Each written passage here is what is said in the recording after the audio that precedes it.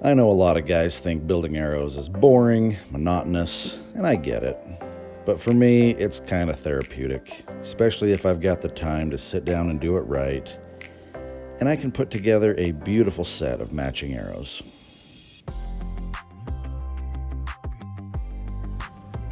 This is my Mission MXR. I've had this bow for about 5 years now. The arrows I've been shooting out of it since I got it are the Goldtip Hunters. These happen to be the Hunter XTs, 300 spine. I've got them 4-fletched in AAE Max Stealth vanes. I run the 100 grain brass inserts.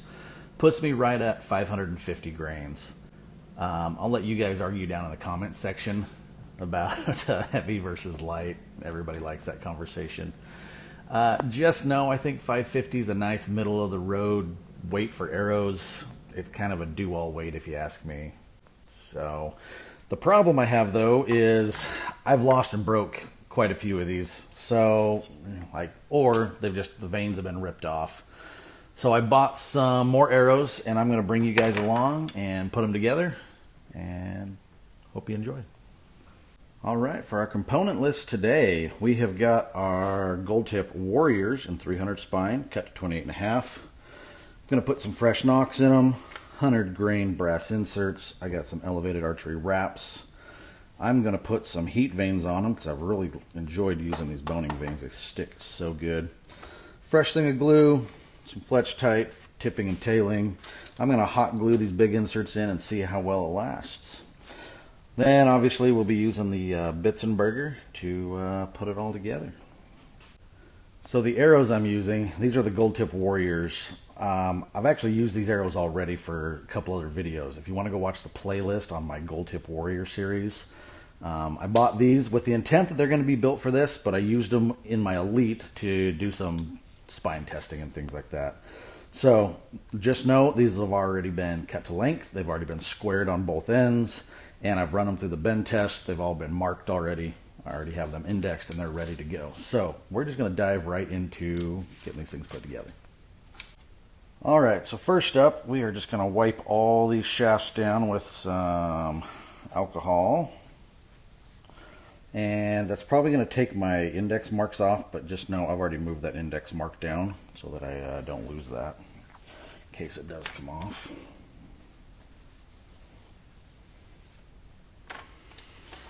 Biggest thing here is we just want these clean and dry. I'm only doing 5 of these because I've got 6 fletched up that I've been shooting out of the Elite. I've got one that's going to remain a bare shaft, so that leaves 5 for this. I have ordered another set of arrows that I'll probably also build up to match these at some point. Alright, step 1 complete. Alright, next step is the wraps. I've got these from Elevated Archery. I believe this guy's out of Wyoming is where he's putting these out from. I've been using these for a few years. I've used them on my other arrows and they stick so good. I've never had an issue with these things coming off. Now, some guys want to overcomplicate wraps. They're not complicated, guys. So the big thing is you just need something kind of soft. It's got a little give to it.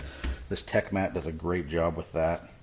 So all we're going to do is we are going to peel one of these off and just lay it down on.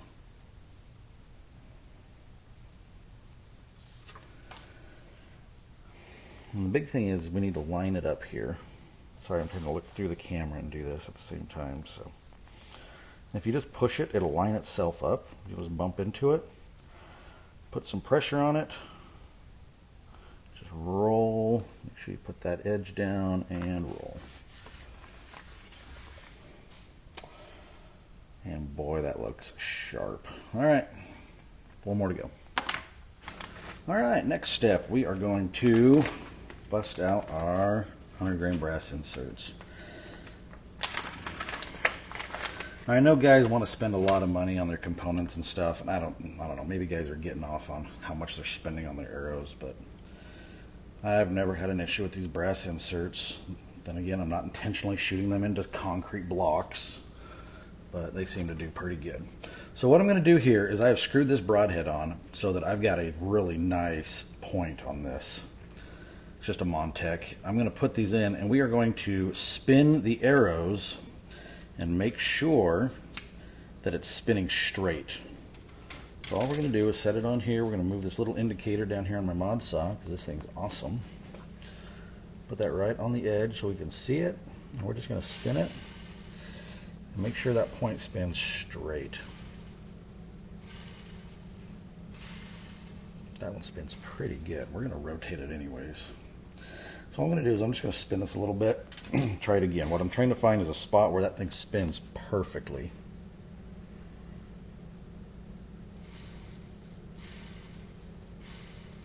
That one just spins pretty good all the way around. Let me try it a little bit further. A little wobble there. Let's rotate a little bit more. Really wobbles there.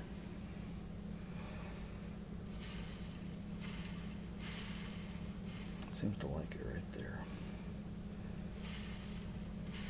That looks pretty good. So all I'm going to do is take a Sharpie, just kind of gold one. Actually, that may not mark on that gold very well. Let's do silver. And I'm just going to put a mark on here so that when I glue it in, I make sure they match.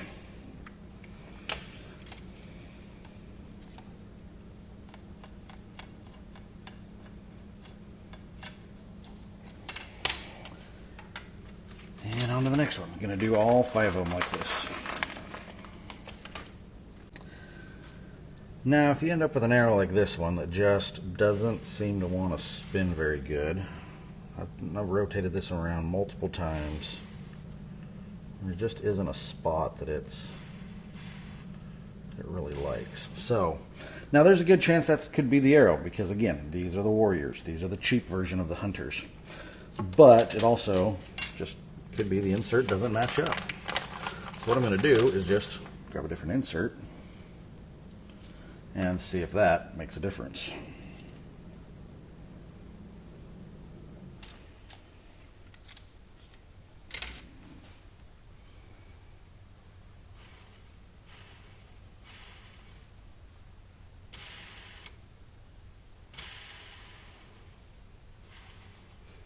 Pretty good right there. There we go, that's spinning pretty straight. All right. Mark them and glue them. Now, I'm not going to make you guys listen to this because I'm going to be hot melting these things in. So I am going to be using, where'd it go? The blue hot melt. I am going to load this thing up, these inserts with this glue, and hot melt them in. I am not going to make you guys listen to that because that thing's loud. So I'll set you up and we'll time lapse through these.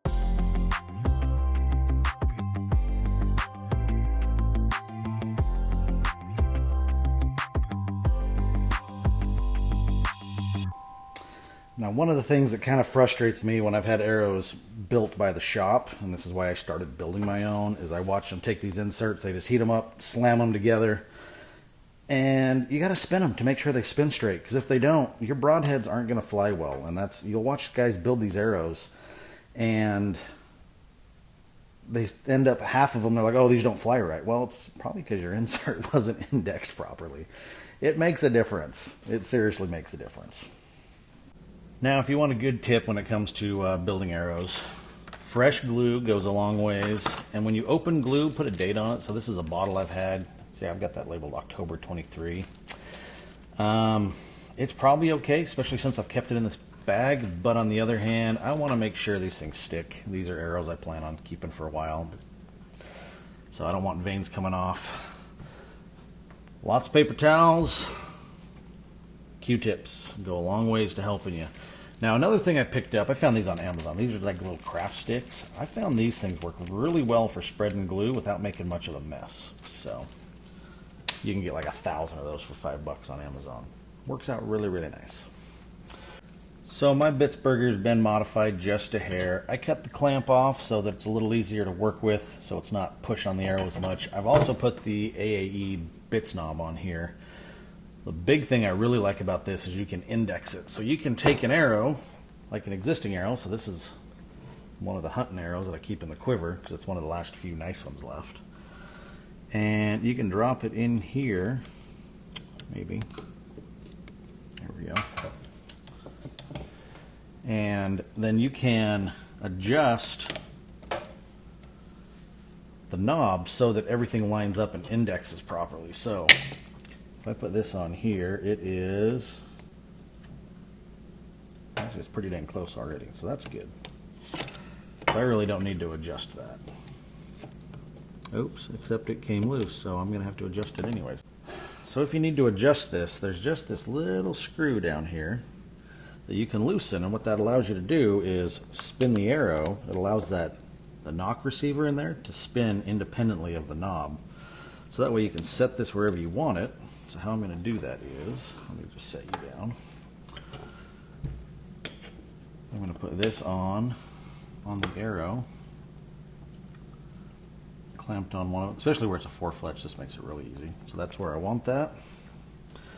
And all I'm going to do is come down here, tighten this screw up, and now it should be indexed for every vein. So it should pop on there just perfectly. Alright, there are plenty of tutorials. I'm not going to sit here and go through this in too much detail with you guys. Just know, if you want, you can wipe these off again if you need to. I am finding, man, these the boning veins just stick. It takes zero work to get these things to stick. And that's why I kind of switched veins. I was using AAEs, and don't get me wrong, I think they're a great vein. These are just less work, and I like things being easier. So that's why I've switched to the blazers. Eventually, the ones that I have that still have the Max Stelts, they're all going to get broke down and rebuilt because I want them all to match eventually. So it's going to take just a little bit of time, but I figured I'd get these going. Probably shoot them side by side, see how well they shoot. These things are awesome. Paper towel, you definitely need paper towel. So I'm going to run a bead of glue down these things.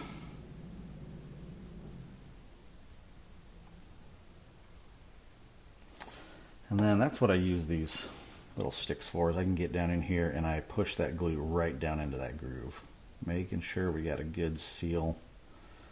There's glue everywhere. And then the other thing I do is when I'm done, I can take it across the top like this and wipe off all the excess so it doesn't turn into a giant mess on here. Make sure you hold the arrow down, push the base down, and just ease it on. And count to about 30. Now, my original XTs, the way I got these built up, these things weigh right about just a hair over 500, or hair over 550. 552, 553, somewhere right in there. But that's because I've got these Max Stelts. These are a heavy vein. So, the fact that I put these beautiful little heat vanes on there, these things weigh quite a bit less, which is putting me almost 20 grains difference. Holy cow, just by switching veins. Crazy, crazy. Now, size-wise, they do look like there's a size difference, but you put them side by side and they're not that much smaller, and I think they're going to be just fine. So since I've got a 20 grain difference there, I can do one of two things. I can just leave them where they're at and shoot them at 530, because I'm going to end up rebuilding the rest of these arrows anyways, so that they all match.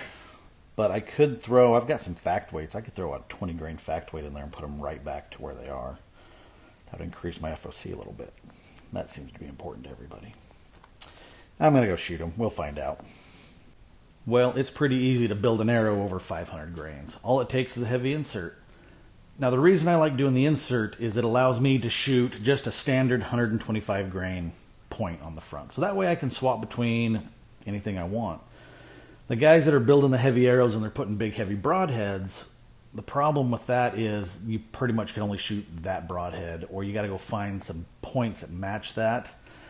And that's kind of what you're stuck with for that setup. And if you're building a bow specifically for something, that's fine. This is kind of my do-all hunting bow, so I want something that I can swap heads, but I still wanted some weight behind it. So throwing a heavy insert in made these things easy over 500. Set at 536, I think is what we saw. I could probably throw a 20 grain fact weight in there and we'd be right back to 550. But man, those things look good, don't they? I think we should go outside and shoot them really quick. Let me go shoot a group or two with them.